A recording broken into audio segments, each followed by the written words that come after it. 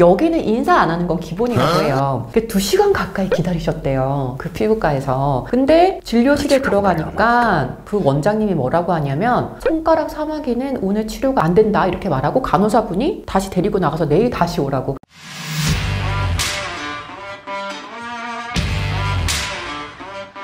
안녕하세요, 병원 언니 정지은입니다. 병원 관련 채널로 제가 좀 유명해지다 보니까 저만의 생각은 아니겠죠? 근래 들어서는 생각지도 않았던 연락들이 좀 많이 옵니다. 예를 들어서 병원에 방문을 했다가 그 의료 서비스에 정말 그 급대노 하신 분들이 저한테 하소연하시고요. 진짜 가만히 못 있겠다, 내가 무슨 조치를 해야 되냐, 이렇게 연락을 주시는 것 같아요. 워낙 요즘에 많은 분들이 서비스에 대해서 민감해 하시죠. 그리고 서비스 기대 수준도 상당히 높습니다. 자, 그런데 이제 제가 이런 내용들을 접하다 보니 진위 여부는 확실히 검증을 해봐야 하지만 좀 의료 분야 종사자로서 저 또한 화가 나고 안타까운 마음이 들기도 하더라고요. 한국의 의료 서비스 품질을 좀 높이고자 이번 영상을 준비를 하게 됐습니다. 긍정적인 취지라는 것을 영상 보시는 분들이 좀 알아주셨으면 좋겠습니다. 예를 들어서 이 병원 서비스는 의류 매장처럼 우리는 이런 식으로 서비스 하는 거니까 싫으면 오지 말고 살려면 사고 말라면 말아, 이런 게 병원에는 해당이 안 된다고 저는 생각을 해요. 보건업이잖아요. 이 의료를 전달하는 체계 중 하나인 의료 커뮤니케이션과 기본적인 요 서비스 체계는 꼭 어느 정도는 기본은 갖춰야 한다고 생각을 합니다. 자, 오늘 얘기하려는 이 병원은 경남권에 위치한 피부과입니다. 얼마나 불친절하신지 지역에 소문이 자자하더라고요. 제가 네이버 리뷰도 좀 받고 지역 카페도 찾아서 이렇게 봤는데 공통된 소리들이 항상 나요. 좀 정말 심각하더라고요. 피부과 전문이시고 페이닥터, 그러니까 봉지기 의사분이 2명 정도 이렇게 계시는 것 같아요. 연락 주신 분의 내용인데 이게 저희 회사 풀친을 통해서 연락이 왔어요.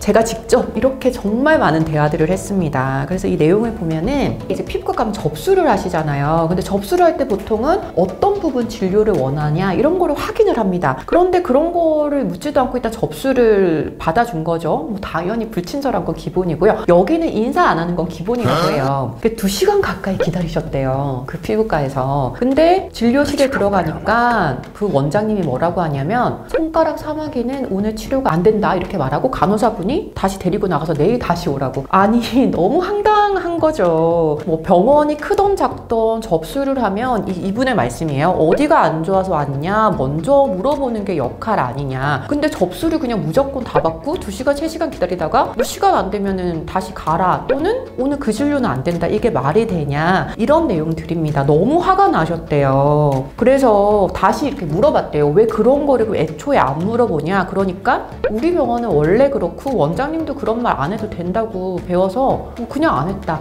녹음까지 하셨더라고요. 병원에서 2시간 3시간 대기하는 게 이게 말입니까? 근데 이분이 절대 가만히 계시지 않을 거다. 근데 사실은 저는 이렇게 답변을 드렸어요. 이런 게 뭔가 고의를 갖고 불이익을 준 게 아니라 이게 민사든 뭐든 여러 가지가 조금 어렵긴 하실 거다. 대신에 이런 영상을 통해서 많은 분들이 아시면 여러모로 저는 장점이 있을 거라고 생각해서 이제 이 영상을 촬영을 하게 됐습니다. 이 내용이고요.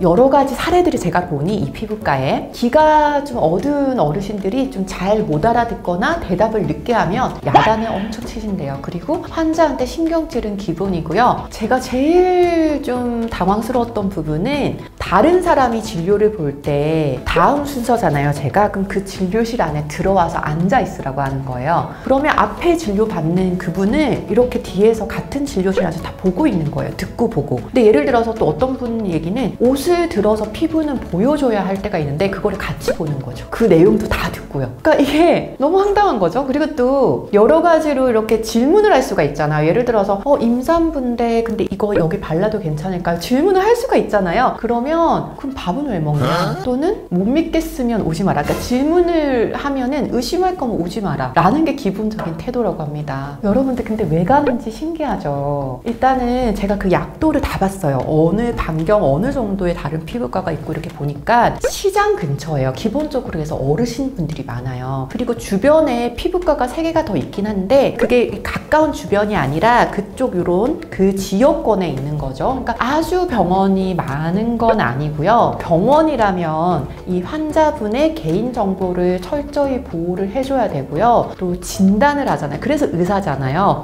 원인과 치료 과정, 그리고 기대 효과에 대해서도 상대방이 이해하기 쉽도록 설명의 의무가 있고 그걸 이해했는지도 확인하는 이런 쌍방향 커뮤니케이션이 필요합니다. 당연히 이해가 안 된 부분, 궁금한 부분에 대해서 환자, 고객이 질문을 하면은 의사로서 설명도 해줘야 되고요. 자, 모두의 시간과 정보는 소중합니다. 그래서 일방적인 서비스 제공이 되지 않으려면 정보의 불균형이 있으면 안 되죠. 접수를 받으면서도 접수 전에 의사를 대변해서 그 병원의 직원으로서 기본적인 안내는 해주셔야 돼요. 그게 시스템입니다. 의사 면허를 취득하고 병원을 개원하기에 앞서서 이런 자세와 준비가 된 분들이 환자와 고객을 맞이했으면 좋겠다는 생각을 저는 개인적으로 간절히 해봅니다. 그리고 요즘 한국에는 체계적이고 좋은 의료 서비스를 위해 노력하는 병원들이 정말 많죠. 그래서 기본은 하고 또 더 잘 되는 병원, 더 좋은 병원을 위해서는 여러 가지의 차별화된 시도를 많이 하는 그런 병원이 선진국의 병원 아닐까요? 자, 오늘 제가 좀 병원 언니로서의 역할을 다하고 있는 것 같아서 좀 뿌듯하기도 합니다. 혹시 앞으로도 이러한 여러 가지 병원에 대해서 말씀해 주실 게 있으면 유튜브 댓글이나 또 저희 풀친 메디피아 아카데미라고 검색하시면 되거든요. 연락 주시면 제가 항상 좋은 컨텐츠를 위해서 이렇게 열린 마음으로 기다리고 있겠습니다. 좋아요와 구독하기, 알림 설정 잊지 마시고요. 댓글 주시면 답변 드리겠습니다. 병원 탐구 생활은 병원 언니, 다음 시간에 또 만나요. 꼭이요.